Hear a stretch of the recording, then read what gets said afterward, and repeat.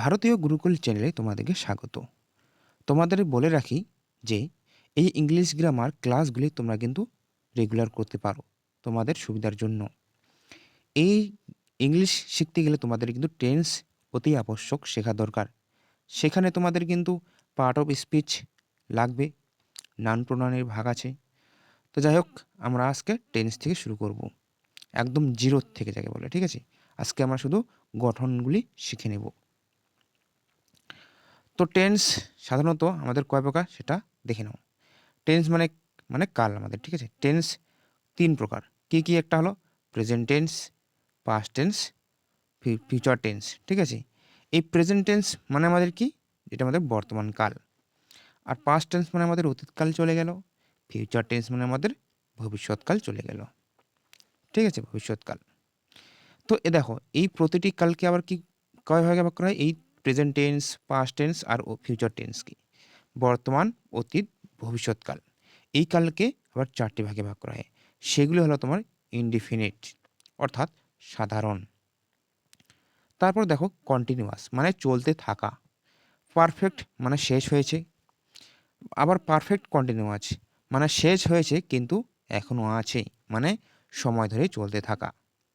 এই আবার প্রতিটি ভাগকে পাঁচ ভাগে ভাগ করা হয়। সেগুলো কি কি? অ্যাফার্মেটিভ সেন্টেন্স মানে হ্যাঁ বাচক বাক্য। ঠিক আছে। আবার নেগেটিভ সেন্টেন্স মানে না বাচক বাক্য। এরপরে ইন্টারোগেটিভ সেন্টেন্স প্রশ্নসূচক বাক্য। এরপরে ইন্টারোনেগেটিভ সেন্টেন্স একটা নাউনে চলে গেল, সেটা না প্রশ্নক বাক্য, না প্রশ্নবাচক বাক্য। ঠিক আছে, তো না প্রশ্নবাচক বাক্য। আরটা গেল তোমাদের ইন্টারোগেটিভ নেগেটিভ সেন্টেন্স, যেটা আমাদের প্রোনাউন, এটাও না প্রশ্নবাচক বাক্য। তো আজকে আমরা শিখব প্রেজেন্ট ইনডিফিনিট টেন্স এর সম্পর্কে। ঠিক আছে, এই প্রেজেন্ট ইনডিফিনিট টেন্স মানে আমাদের সাধারণত মানে দেখো, প্রেজেন্ট ইনডিফিনিট টেন্স মানে আমাদের সাধারণ বর্তমানকাল।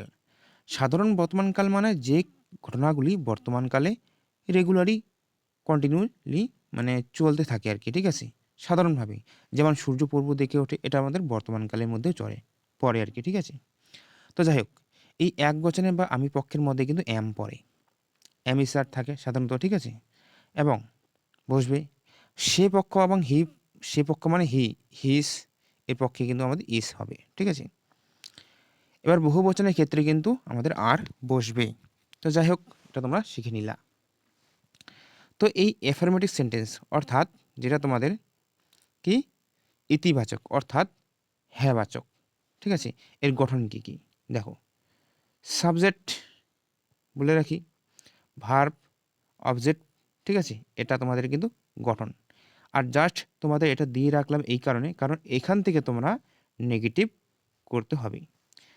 দেখো, subject plus do does plus verb plus object. ঠিক আছে, তো এখান থেকে তোমাদের কি আসবে? এটা চেঞ্জ হয়ে আসবে। কী হবে? এদিকে। ঠিক আছে, একেবারে। তো যাই হোক, এর কয়েকটি উদাহরণ আমরা দেখে নিই। ঠিক আছে, সাধারণত দ্য প্লে ফুটবল মানে তারা খেলা করে। তো প্লে ফুটবল মানে কি? যে এই যে প্লে, প্লে মানে আমাদের খেলা করা। ঠিক আছে, এটা আমাদের প্লে, এটা আমাদের কিন্তু একেবারে ভার্ব বলা চলে। ঠিক আছে, আচ্ছা দে এখানে দা হবে না, এখানে আমাদের দে হবে। ঠিক আছে, THEY, দে। দে মানে খেলা মানে তারা আর কি। ঠিক আছে, এখানে আমি দিয়ে রাখছি, টাইপিং মিস্টেক আর কি। যাই হোক, ভুল কিছু ক্রমে হয়ে থাকে। তো ফুটবল মানে আমাদের এখানে অবজেক্ট চলে গেল। এবার দেখো যে the Hindus read the Gita. ঠিক আছে, মানে হিন্দুরা গীতা পড়ে। এইখানে যে দ্য হিন্দুস, সেখানে কিন্তু আমাদের সাবজেক্ট, আর রিড মানে আমাদের পড়া মানে কাজ করা, সেটা আমাদের ভার্ব। এইগুলো কন্টিনিউ করার পর আমরা কি করব? পার্ট অফ স্পিচে আমরা চলে যাব। দ্য গীতা আমাদের অবজেক্ট। দেখো নেক্সট উদাহরণ, দে লাইক সুইটস। ঠিক আছে, মানে তারা মিষ্টি পছন্দ করে। যাই হোক, তারা মিষ্টি পছন্দ করে আর কি। ঠিক আছে, তো দে মানে তারা, লাইক মানে পছন্দ করা, সেটা আমাদের ভার্ব চলে গেল। আর সুইটস মানে আমাদের মিষ্টি, তো এটা আমাদের অবজেক্ট। কাউস গিভ মিল্ক, এটা আমাদের অবজেক্ট। ঠিক আছে, গরু দুধ দেয়।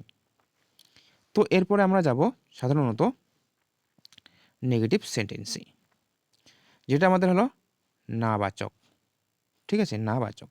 তো এখানে কি কি আছে দেখে নাও। এখানে আমাদের আছে subject do does plus not plus verb plus object. ঠিক আছে, তো দেখো এখানে যে ডু ডাস, যে কি কেন আসবে, কোথা থেকে আসবে।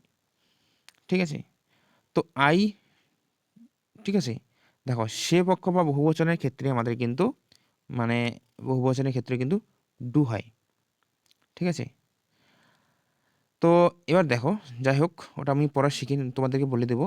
তো এর কিছু উদাহরণ, যেমন হি, এখানে বলছে কি he does not like fruits, মানে সে ফল ভালোবাসে না। তো এটা না বাচকে চলে গেল, নট মানে আমাদের না। ঠিক আছে, তো হি ডাস, হি আমাদের সাবজেক্ট, আর ডু ডাস আমাদের মানে যেটা সাবজেক্ট অনুযায়ী কিন্তু ডু ডাস বসবে। ঠিক আছে, তো সে পক্ষের মধ্যে কি আসে, আমাদের ডাস বসবে। ঠিক আছে, এবার দেখো Ram and Rahim do not cruel, এখানে কিন্তু দুইজন আছে, তার মানে বহু বচনের ক্ষেত্রে আমাদের ডু হবে। ঠিক আছে, এবার বলছে যে রাম ও রহিম ঝগড়া করে না।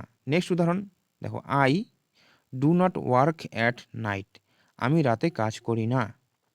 ঠিক আছে, তো তোমাদের বলে রাখি যে ঠিক আছে, যে এক বচন এবং বহু বচনের ক্ষেত্রে কিন্তু মানে এক বচনে আই, ঠিক আছে, আই এবং বহু বচনের ক্ষেত্রে কিন্তু তোমাদের ডু বসবে।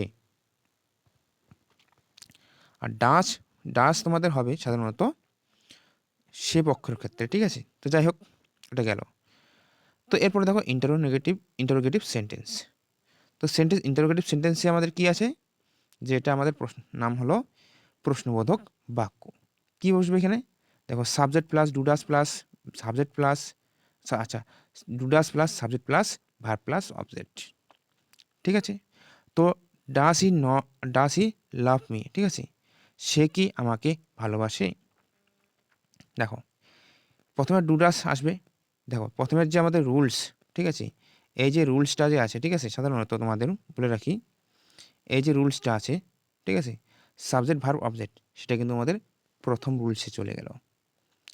অ্যাফার্মেটিভ সেন্টেন্সে, অ্যাফার্মেটিভ বাক্য থাকার যে সেন্টেন্সটি থাকবে তার সামনে যদি এই অ্যাফার্মেটিভ বাক্যের সামনে যদি তুমি ডু ডাস বসিয়ে দাও, সেটা কিন্তু তোমাদের ইন্টারোগেটিভ মানে আমাদের প্রশ্নবোধক চলে গেল।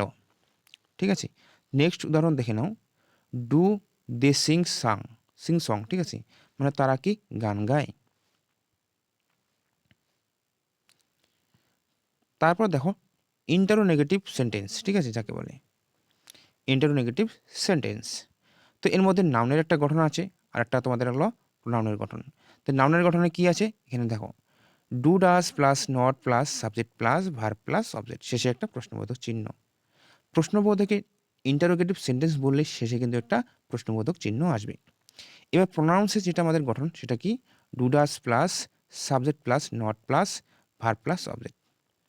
তো তোমাদের একটা জিনিস লক্ষ্য করো যে এই যে আমাদের প্রথম যে নাউনের গঠনটা রয়েছে সেখানে কিন্তু নটের জায়গায় কিন্তু আমাদের সাবজেক্ট চলে এসেছে।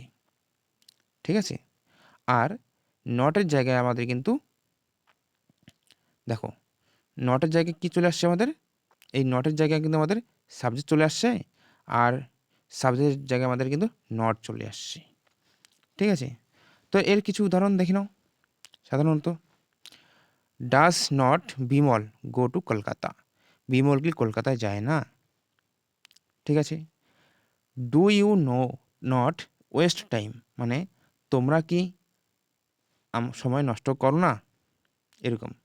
তো আজকে তোমাদের এই পর্যন্ত থাকলো, চারটা তোমাদের গঠন শেখানো হয়ে গেল। ঠিক আছে, এই যে তোমাদের আজকে আমরা শিখলাম কি, প্রেজেন্ট ইনডিফিনিট টেন্স। নেক্সট ক্লাসে আমরা শিখব প্রেজেন্ট কন্টিনিউয়াস টেন্স সম্পর্কে। তো যদি ভিডিওটি এই ক্লাসগুলি যদি ভালো লেগে থাকে তাহলে তোমরা অবশ্যই চ্যানেলটিকে সাবস্ক্রাইব করতে পারো এবং বেল আইকনে ক্লিক করতে পারো, যাতে তোমাদের নোটিফিকেশনটি ঢোকে যায় ঠিক টাইমে আর কি।